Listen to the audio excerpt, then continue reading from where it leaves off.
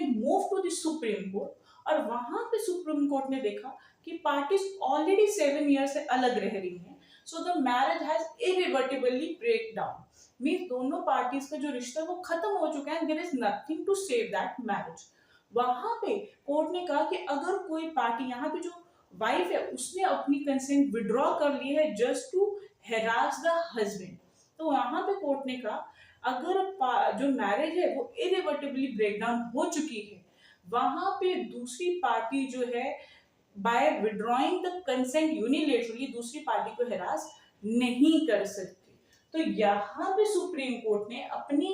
Power use की under article 142 और कहा कि इवन इफ, वैसे तो लॉ की कंडीशन ये है कि दोनों पार्टीज ज्वाइंटली एप्लीकेशन लगाएं आफ्टर 6 मंथ्स, पर कोर्ट ने कहा कि अगर मैरिज इरिवर्टिबली ब्रेकडाउन हो चुकी है तो एक पार्टी अगर विड्रॉ कर भी लेती यूनिलेटरली अपनी कंसेंट को, इवन देन को supreme court can grant divorce on mutual consent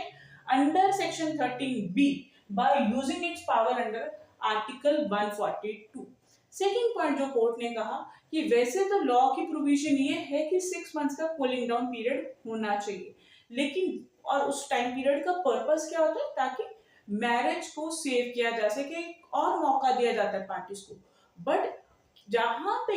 marriage इरिवर्टिबली breakdown हो चुकी है वहां पे सेव करने का क्वेश्चन अराइज होता ही नहीं है। तो कोर्ट ने कहा कि सुप्रीम कोर्ट जो है आर्टिकल 142 के अंदर अपनी पावर एक्सरसाइज करके उस 6 मंथ के जो पीरियड है उसको वेव ऑफ कर सकती है and without waiting for 6 month directly divorce grant कर सकती है टू द पार्टीज।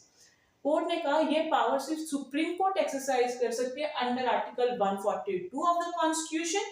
सेकेंडली, ये उन्हीं केसेस में एक्सरसाइज होगा जहां पे जो है इरिवर्टिबल ब्रेकडाउन ऑफ मैरिज हो चुका हो। अब यहाँ पे देखिए कोर्ट ने